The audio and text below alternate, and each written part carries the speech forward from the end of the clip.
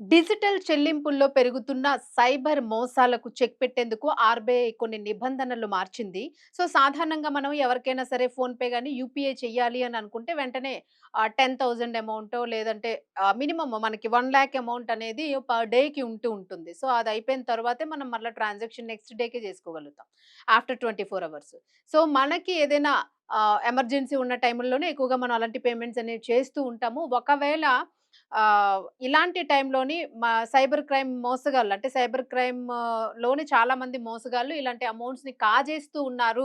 చాలామంది ఇబ్బంది పడుతూ ఉన్నారు. సైబర్ క్రైమ్‌కి సంబంధించిన స్టేషన్స్‌లోని కేసులు ఎక్కువగా గూడా సెల్‌లోని ఎక్కువ నమోదవుతూ ఉన్నాయి. సో, దానికోసము బాగా ఆలోచించి ఆర్‌బీఐ ఒక నిర్ణయం తీసుకుందనేది ఇక్కడ తెలుస్తుంది. అయితే ఏంటా నిర్ణయం? ఈ మోసాల్ని అరికట్టడానికి ఇంకా చాలా ప్రత్యామ్నాయాలు ఉండే ఉంటాయి. బట్ వాళ్ళు తీసుకున్న ఒక నిర్ణయము, అలాగే ప్రజల ఆమోదాన్ని గూడా కోరుతూ గూడా ఈ నిర్ణయాన్నయితే వెల్లడించడం జరిగింది. ఒక రోజుకి రూ. 10,000కు మించి ట్రాన్సాక్షన్ చేయడానికి అవకాశం ఉంది. బట్ ఒక గంట తర్వాత అంటే మీరిప్పుడు ఒక రూ. 10,000 పంపించాలి చాలా ఎమర్జెన్సీ. మీకు ఆ రూ. 10,000 ట్రాన్సాక్షన్ అయ్యడానికి ఒక గంట టైం పడుతుంది. ఆ గంట తర్వాత మాత్రమే ఆ 10,000 మీరు కావాల్సిన అకౌంట్‌లోకి పంపించడానికి క్రెడిట్ అవుతుంది. సో, ఈ గంటలోపు మీరు పంపించాలనుకున్న వాళ్ళకి కరెక్ట్‌గా పంపించారా లేదా? లేదు ఏదైనా మిస్డ్ అకౌంట్ అంటే వేరే ఎవరైనా ఇతర అకౌంట్‌కి వెళ్ళిపోయిందా? సో, ఇలాంటివన్నీ గూడా మనము ఒకసారి చెక్ జేసుకోవడానికి ఈ గంట టైంని కేటాయిస్తున్నట్లు ఆర్‌బీఐ చెప్పింది. అయితే ఇక్కడ చాలామంది ఐడియా బానే ఉంది. ఆహ్, గంటలోనే మనం చెక్ జేసుకుంటాము. ఆ రూ. 10,000 ఒకవేళ మనవి కాదు అని అనుకుంటే వెంటనే అకౌంట్ బ్యాక్‌కెళ్ళిపోయి దాన్ని క్యాన్సిల్ చేసుకోవడానికి గూడా ఆప్షన్‌ని ప్రవేశపెడుతున్నామని గూడా చెప్పినట్లు తెలుస్తూ ఉంది. సో, ఇన్ కేస్ ఒకవేళ అది ఎమర్జెన్సీ అయితే మరెట్లాగా? ఎమర్జెన్సీ ఇప్పుడే హాస్పిటల్‌లోనే ఎట్లా ఉంటదంటే హాస్పిటల్స్ అయితే మెయిను బిల్ పేమెంట్ అర్జెంట్‌గా చేస్తే గాని మేము సర్జరీ చేయమని అంటూ ఉంటారు. సో, వాళ్ళ ఎమర్జెన్సీ వాళ్ళకుంటుంది. వాళ్ళ ఫైనాన్షియల్ క్రైటీరియాస్ వాళ్ళకుంటాయి. సో, డిపెండ్ ఆన్ దట్ ఎప్పుడైనా గూడా ఎమర్జెన్సీ పేమెంట్ చేయాల్సుంటే మాత్రము ఇది చాలా రిస్కీగా మారే అవకాశం ఉంది అని జెప్పేసి చాలామంది అభిప్రాయాల్ని తెలియజేస్తూ ఉన్నారు. అయితే ఆర్‌బీఐ కూడా దీనికి ఆప్షన్ ఇచ్చింది. ఈ అభిప్రాయాలన్నీ వచ్చిన తర్వాతనే ప్రజలేం జెప్తున్నారు, ప్రజలకి దీని వలన ఎలాంటి ఇబ్బందులున్నాయి, లేదా లాభమా, నష్టమా అని అన్నీ గూడా బేరీజ్ వేసుకునే దీన్ని మేము ముందుకి ఫార్వర్డ్ అవ్వాలనుకుంటున్నామని గూడా ఒక ఆప్షన్ అయితే వదిలింది. బట్ ఇది ఇప్పుడు స్టార్ట్ చేసేసిందా లేదా అన్నది మనకింకా పెద్దగా ఐడియా లేదంటే చెప్పడం అయితే చెప్పింది గానీ ఎప్పటి నుంచి వస్తుందనేది ఐడియా లేదు.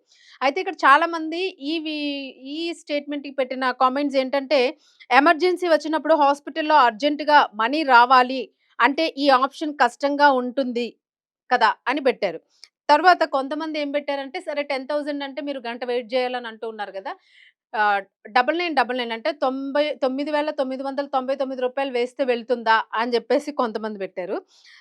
తరువాత the government want catch cyber criminals that they say అంటే ఒకవేళ వాళ్ళని పట్టుకోవాలనంటే ఇది ఒక్క దారే కనిపించిందా మీకు? ఇంక వేరే దారులేం కనిపించలేదా? అని జెప్పేసి కొంతమంది పెట్టారు.